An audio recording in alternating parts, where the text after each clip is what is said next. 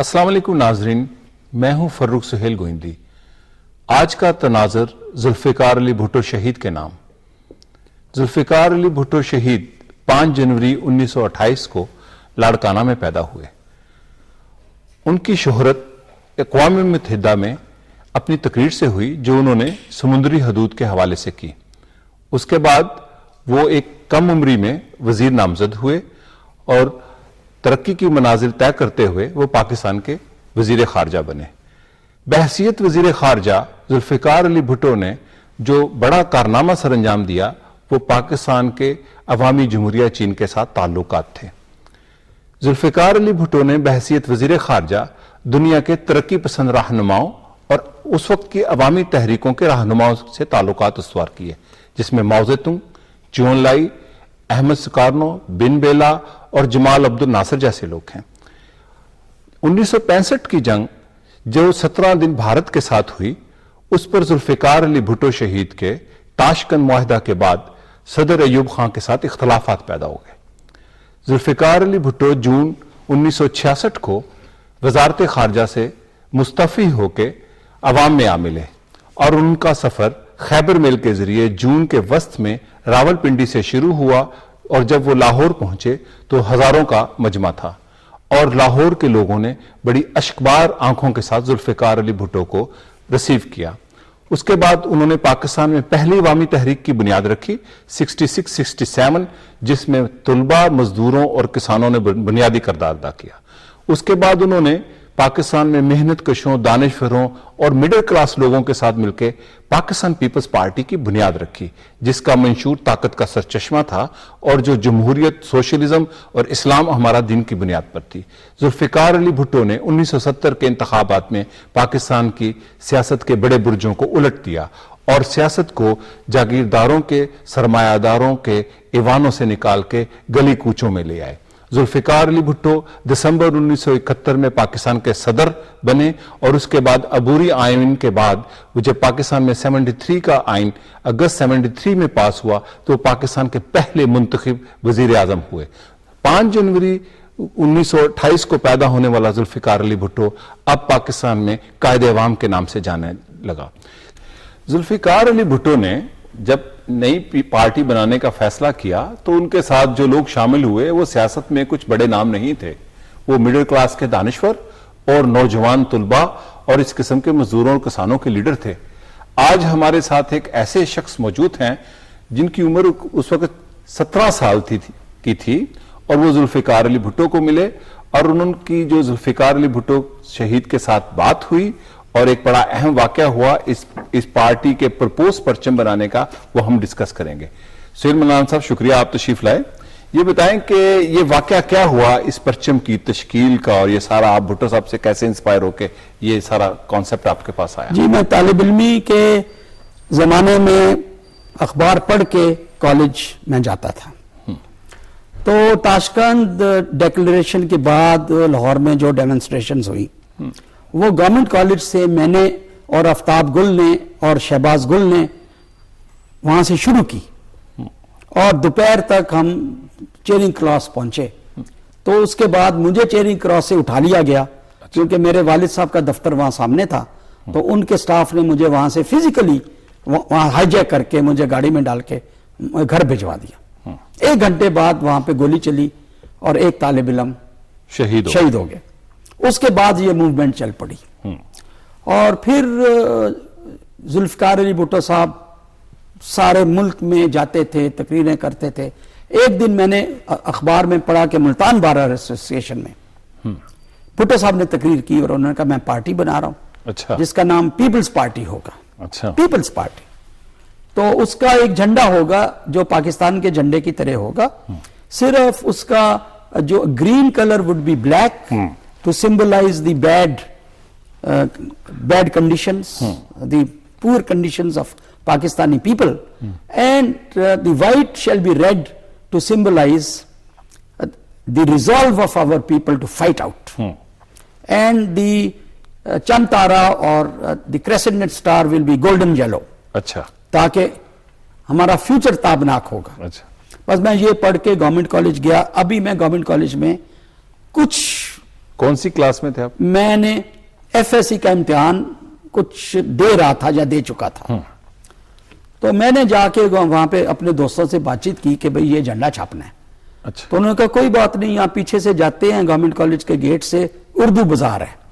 اردو بازار ہم چلے گئے اور لوگوں کو میں نے ایک کاغذ پہ جھنڈے کا نقشہ بنا کے اور نیچے میں نے لکھا بھٹوز پیپلز پارٹی. اچھا. وہ میں جس کو دکھاؤں وہ کہے جی 80 ہے بلاک نہیں بنانا. ایوب خان کی آمریت تھی. ایوب خان کی دہشت. اچھا. اور نواب آف کالا باغ کی دہشت.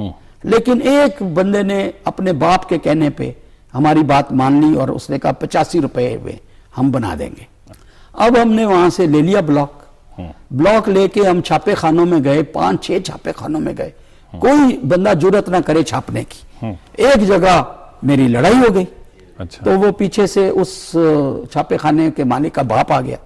اس نے اپنے بیٹے کو ڈانٹا. اس نے کہا ہم نے پاکستان بنایا ہے, ہم نے بہت کچھ کیا تھا, تم لوگ کچھ بھی نہیں کرتے ہو, ایوب خان سے ڈرتے ہو, تو اس بچے کے تم جذبے کو نہیں دیکھتے ہو, کیوں نہیں چھاپتے ہو؟ اچھا. اس نے کہا ابا جی میں نہیں چھاپنا.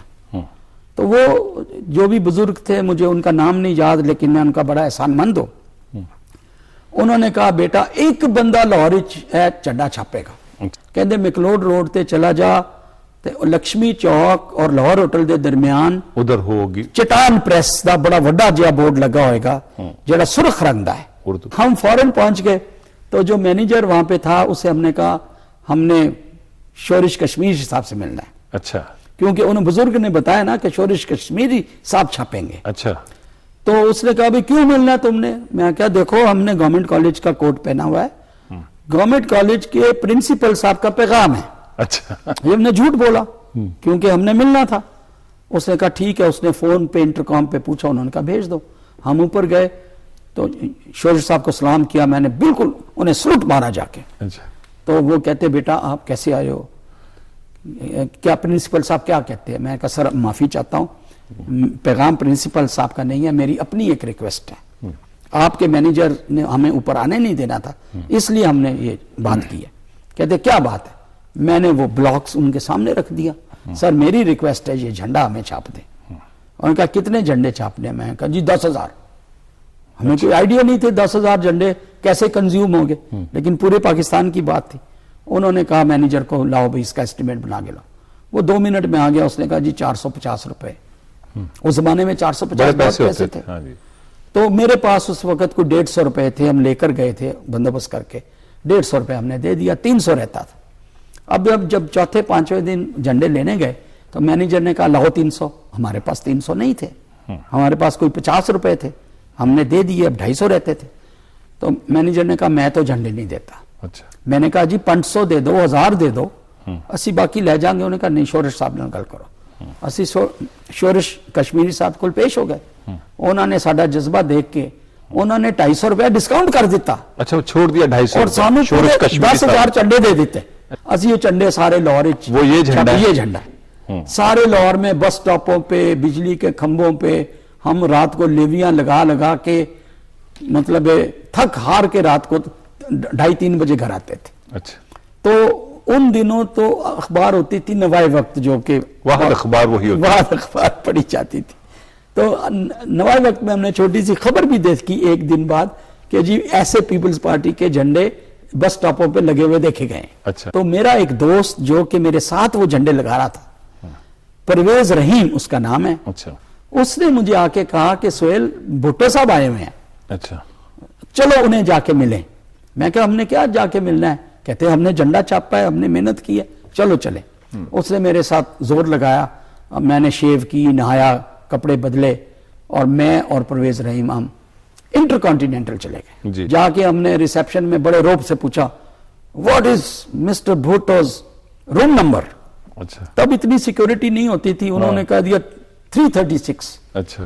ہم ایلیویٹر کا بٹن دبا کے اوپر 336 پہ چلے گئے. ہم نے ناک کیا تو اندر سے دروازہ جب کھلا, چین کے ساتھ کھلا, اور ایک خاتون نے ایسے جھانک کے پوچھا کون ہے. تو میں نے اس جھنڈے کی ایک کاپی اندر دے دی. تو وہ بیگم صاحبہ تھی, بیگم نصرت بھٹو تھی. بیگم نصرت بھٹو تھی. اچھا. بیگم نصرت بھٹو نے وہ دروازہ کھول کے باہر آ گئی جب انہوں نے جھنڈا دیکھا. ہمیں بڑی شاباش دی, ہمیں بڑی تعریف کی, بلکہ میں چھوٹا سا بچہ تھا تو انہوں نے میرا ماتھا چوما اچھا اور انہوں نے کہا تمہارے جیسے نوجوان بچوں کے ساتھ ہی پارٹی بنے گی. اچھا تو میں جب جانے لگا تو انہوں نے کہا بیٹا پیچھے ذرا اپنا نام لکھ دو اور اپنا ایڈریس لکھ دو. وہ میں نے لکھ دیا وہاں پہ. اب ہم نیچے جب لابی میں آئے تو میرا دوست پرویز رحیم کہتا اچھا, ہم نے کہا جی بھٹو صاحب سے ملنا تھا. تو بیگم صاحب نے کہا وہ نیچے شالیمار روم میں کچھ سرکاری مہمانوں کے ساتھ کھانا کھا رہے ہیں, اچھا سرکاری افسروں سے. تو ہم نے کہا ٹھیک ہے, ہم نیچے آ گئے. میں باہر جانے لگا تو پرویز رحیم نے کہا یار کوئی ایسی کوئی بات نہیں ہے, ہم بھٹو صاحب کو جا کے سلام تو کر لیں. ہم نے ان کے ساتھ بیٹھ کے کھانا تو نہیں کھانا, کھانا کھاتے رہے, ہم سلام کر کے انہیں آپ چلے گئے ان کے پاس. ہم اندر چلے گئے شالیمار روم میں. ہم گئے, ہم نے کوٹ شوٹ اپنا بلیزر پہنا ہوا تھا, ٹائی لگائی ہوئی تھی اور گورنمنٹ کالج کا بلیزر تھا. تو جب بیروں نے ہمارے لیے کرسیاں کھینچی, میز پہ بٹھانے لگے, ہم نے کہا نہیں بیٹا ہم نے نہیں بیٹھنا, بھائی صاحب ہم نے نہیں بیٹھنا. ہم جا کے بھٹو صاحب کو میں نے سلوٹ مارا تو بھٹو صاحب نے مجھے پہچان لیا کیونکہ میری پہلے ملاقات تھی بھٹو صاحب سے. اچھا جب بھٹو صاحب اسلام آباد سے چھوڑ کے آئے تھے تو اچھا ریزائن کر کے آئے تھے, ریزائن کر کے آئے تھے تو یہ فلیٹیز ہوٹل میں ملاقات ہو چکی تھی. 55 نمبر روم میں ٹھہرا 55 نمبر میں ٹھہرا کرتے تھے, وہ بڑا مشہور تھا. تو بھٹو صاحب نے میرا نام نہ لیا لیکن آنکھوں سے پہچانا مجھے. تو میں نے جھنڈے دکھائے, 1-2 جھنڈے دکھائے, بڑے خوش ہوئے. تو میں نے 5-6 جھنڈے آگے کر دیے. میں کہا سر آٹوگراف اس کے پیچھے لکھ دیں. اچھا انہوں نے 6 جھنڈوں پہ ایک آٹوگراف یا 8 جھنڈوں پہ پیچھے انہوں نے دستخط کیے بھٹو صاحب کے اور آٹوگراف. بڑے انہوں نے خوبصورت پورا لکھا جی کہ ذوالفقار علی بھٹو. تھوڑی سی تعریف کی کہ شاباش بیٹا, اور میں آ گیا. اب میں جب باہر آیا اور میں اسکوٹر پہ بیٹھ کے ہم واپس آ رہے تھے تو میں چپ, میرے سے کوئی بات نہیں ہوئی. تو پرویز رحیم جو میرے پیچھے بیٹھا تھا اسکوٹر پہ, اسے پتا میں تو ہر وقت بولتا جاتا ہوں, باتیں کرتا رہتا ہوں. میں جب 4-5 منٹ کوئی بات نہیں کی اور اسکوٹر پہ گورنمنٹ کالج گورنر ہاؤس کے اوپر سے یو ٹرن لے کے آ گیا میں, تو ایچیسن کالج کے سامنے پہنچا. جب ایچیسن کالج کے دوسرے گیٹ کے سامنے تو پرویز رحیم نے میرا کندھا تھاپ کے پیچھے سے کہا کہ یار تم چپ چپ کیوں ہو. میں کہا یار بھٹو نے مجھے ریکگنائز نہیں کیا, میرا نام نہیں لیا, حالانکہ مجھے جانتا ہے اور اس کی میموری بہت اچھی ہے. اس نے کہا تم بے وقوف ہو, بھٹو صاحب بڑے سمجھدار ہیں, ان کے ساتھ سرکاری افسر بیٹھے تھے, کوئی CID کے لوگ ہوں گے, کوئی انٹیریئر منسٹری کے لوگ ہوں گے, انہوں نے جان کے تمہارا نام نہیں لیا کیونکہ تم نے گورنمنٹ کالج کا بلیزر بھی پہنا ہوا ہے کہ تمہارے پیچھے CID نہ لگے. حالات بڑے سخت ہوتے تھے اس وقت. تو میں جو تھوڑی سی تسلی ہوئی, ہم گھر آ گئے, اب بات ختم ہو گئی. میں اتنی دیر میں کوئی ٹائم ایسا گزرا تھا اس ٹائم سے اس ٹائم کہ میں انجینئرنگ یونیورسٹی میں میرا داخلہ ہو گیا, لاہور انجینئرنگ, یہ جو UET ہے. ہاں جی UET. تو میں ایک دن UET سے دوپہر کو گھر آیا تو موسم کچھ اچھا موسم تھا. میری امی ہمیشہ عادت تھی لنچ کے بعد وہ مین ورانڈے میں بیٹھ کے تسبیح کرتی تھی, نماز پڑھتی تھی, یہ کچھ کرتی تھی. تو وہ وہاں بیٹھی ہوئی تھی, میں آ کے بیٹھ گیا. اب امی مجھے دیکھیں تو صحیح طرح ہنسے بھی نہ, لیکن ان کے چہرے پہ اسمائل ہو اور آنکھوں میں چمک.